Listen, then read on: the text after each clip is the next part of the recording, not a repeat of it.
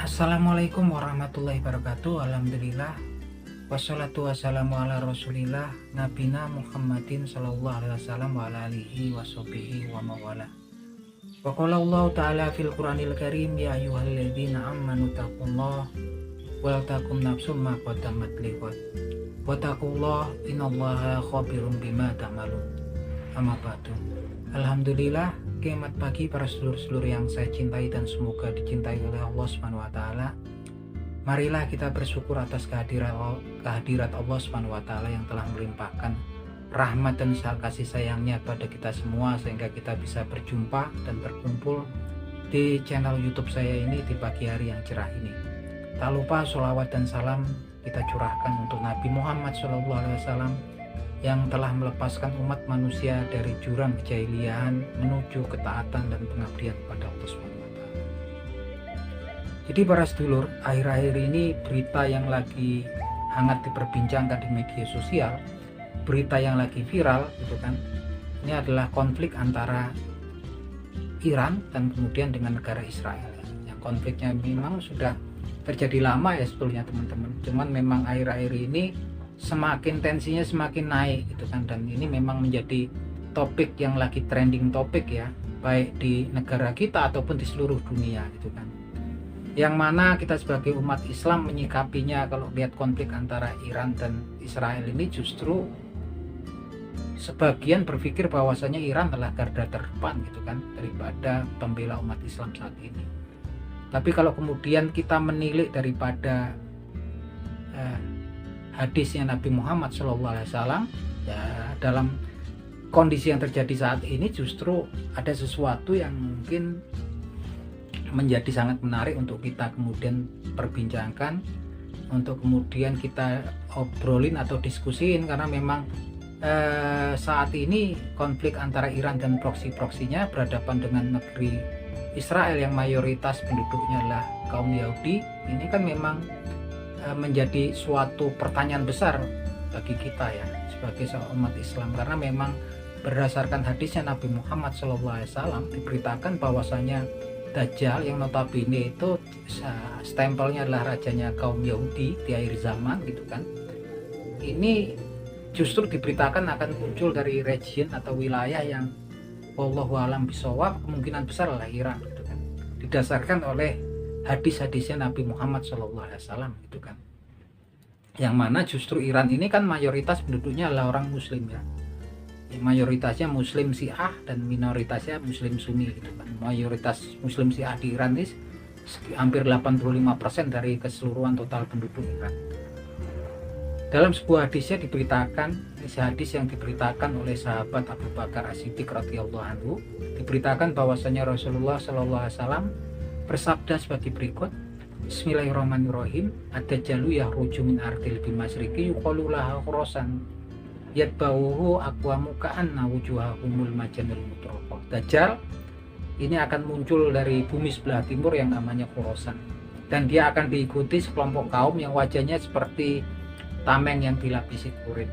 Nah, region Khurasan sendiri teman-teman saat ini menjadi suatu region yang sangat luas yang membentang ya, yang wilayahnya inilah kota Tus dan Nisapur yang ada di Iran, dan ada di sebelahnya kota Merv di Turkmenistan gitu kan, kemudian ada kota Herat di Afghanistan, dan kemudian di sini ada kota Balochistan di provinsi yang merupakan provinsi daripada negara Pakistan gitu kan.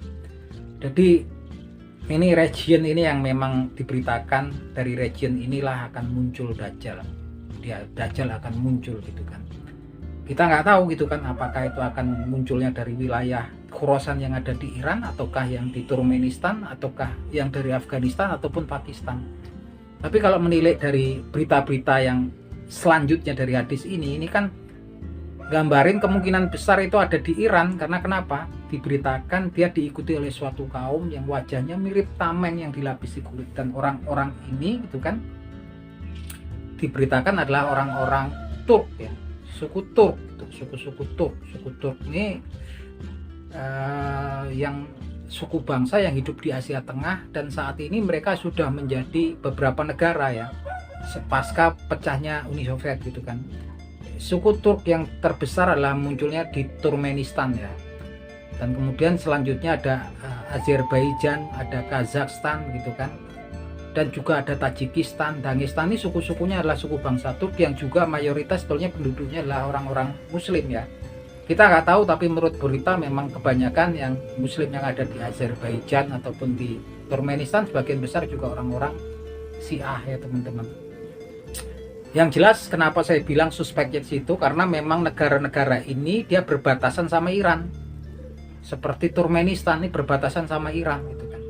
Suku bangsanya Turk gitu. Dari berita ini mereka adalah kaum-kaum yang akan mendukung Dajjal nanti, merupakan pengikut Dajjal. Lagi-lagi wallahu alam bisawab. Hanya Allah lah yang tahu kebenarannya ya, teman-teman. Yang jelas kenapa saya bilang, karena memang kemudian ada hadis yang memberitakan tentang pasukan intinya Dajjal nanti.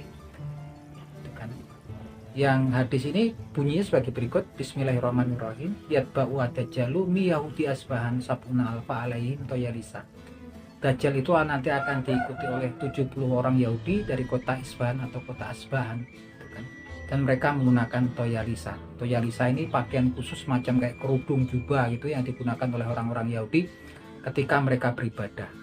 Nah, kota Isfahan sendiri saat ini udah ada kotanya. Kota Isfahan itu ada di Iran ya teman-teman. Dan Masya Allah ya teman-teman, ini penduduknya orang-orang Yahudi teman-teman. Lebih mengherankan lagi, Yahudi Isfahan ini adalah Yahudi Persia itu kan. Yahudi yang memang mereka sampai dengan saat ini masih melestarikan penggunaan toyalisah ketika mereka beribadah. Match ya teman-teman. Pengikut pasukan intinya Dajjal ini di kota dari Yahudi dari kota Isfahan gitu kan. Dan penyokongnya nanti juga orang-orang suku bangsa Turk. Suku bangsa Turknya udah bersebelahan nih, wilayah Turkmenistan gitu kan, dengan wilayah Iran gitu kan. Wilayah Iran juga ada yang masuk ke region Khorasan, yaitu kota Tus dan kota Nishapur. Dan kalau teman-teman bertanya-tanya loh, kok justru pengikutnya kok kayaknya notabene ini negara-negara Turk nih, negara-negara yang didiami suku bangsa Turk ini kan mayoritas orang Islam. Tapi diberitakan juga dalam sebuah hadis yang diriwayatkan oleh sahabat Ibnu Majah, oleh Imam Ibnu Majah rahimahullah, diberitakan dari sahabat Ibnu Umar radhiyallahu anhu bahwasanya Rasulullah SAW juga menjelaskan bahwasanya para pengikut Dajjal nanti adalah orang-orang yang notabene sebetulnya orang Islam, tapi mereka sudah lepas keimanannya seperti lepasnya anak panah dari busurnya. Mereka adalah orang-orang Khawarij gitu kan, yang dulu selalu bikin kekacauan gitu kan. Dan salah seorang embrio tokoh Khawarij adalah ada seorang yang bernama Zulkhuwaisirah gitu kan, yang ada di zamannya Nabi Muhammad SAW gitu kan. Dan memang betul kemudian orang ini meninggal dunia ketika perang Nahrawan ya, perang Nahrawan antara pengikut Khalifah Ali bin Abi Thalib radhiyallahu anhu dengan kaum Khawarij ya, yang kemudian dia di bumi hanguskan waktu itu kaum Khawarijnya gitu kan. Nah, hadis dari Ibnu Umar, sahabat Ibnu Umar radhiyallahu anhu sendiri bunyinya sebagai berikut. Bismillahirrahmanirrahim. An Ibnu Umar anna Rasulullah sallallahu alaihi wasallam qala yang sya'u nas'u yaqra'un al-Qur'ana la yujawiyu tarakihim kullama kharaja qarnu quti'a. Qala Ibnu Umar sami'tu Rasulullah sallallahu alaihi wasallam yaqulu kullama kharaja qarnu quti'a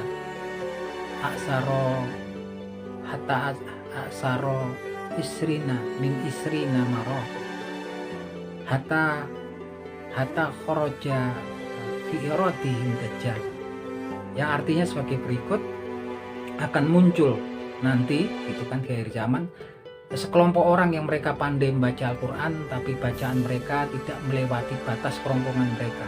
Nah, ini batas kerongkongan ini yang dimaksudkan sepertinya adalah perumpamaan bahwasanya mereka membaca Al-Quran itu sekedar di bibir dan di kerongkongannya aja, nggak sampai masuk ke dalam hatinya, dipahami dalam hatinya gitu kan.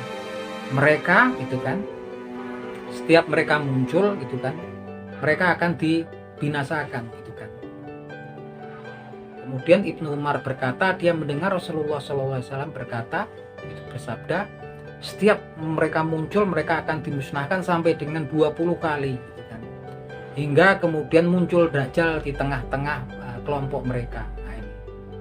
Nah inilah orang-orang yang dinamakan kaum Khawarij, yang ternyata mereka ini orang-orang merupakan calon pengikutnya Dajjal gitu kan.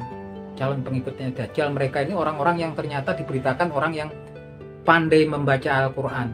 Mereka lihai membaca Al-Quran dan ibadahnya seakan-akan membuat orang-orang nanti merasa remeh ibadah kita sendiri gitu kan. Tapi bacaan Al-Quran mereka hanya sebatas bibir dan kerongkongannya gitu kan. Ini orang-orang Khawarij yang di akhir zaman nanti diberitakan bahwasanya mereka adalah salah satu pasukan pengikut daripada Dajjal gitu kan. Yang diberitakan bahkan mereka nanti itu akan membunuh orang-orang Islam gitu kan. Dan mereka juga akan membiarkan para penyembah berhala dan keimanan mereka lepas seperti lepasnya anak panah daripada busurnya gitu kan. Nah itu teman-teman, ini adalah pengikut-pengikut Dajjal ya. Ada pasukannya dari 70.000 orang Yahudi Isfahan, dan kemudian pendukungnya adalah kaum yang wajahnya tameng seperti tameng yang dilapisi kulit, mereka adalah orang-orang Turk. Dan pengikutnya lagi adalah orang-orang yang notabene mereka adalah orang Islam tapi keimanannya sudah lepas sebetulnya. Pada hakikatnya keimanan mereka sudah lepas seperti lepasnya anak panah yang lepas dari busurnya gitu kan. Mereka pandai membaca Al-Quran, mereka lihai membaca Al-Quran, dan ibadah mereka itu sangat luar biasa sehingga kemudian seseorang berpikir meremehkan ibadahnya sendiri ketika melihat ibadah orang-orang yang disebut kaum Khawarij. Dan Khawarij ini sendiri ternyata di dalam berita yang diberitakan oleh Nabi Muhammad SAW, mereka adalah pengikut daripada pasukan daripada Dajjal. Nah ini teman-teman obrolan kita di pagi hari ini teman-teman. Semoga bermanfaat gitu kan, semoga memberikan informasi gitu kan yang bermanfaat buat teman-teman. Akhir kata wabillahi taufik wal hidayah, wassalamualaikum warahmatullahi wabarakatuh.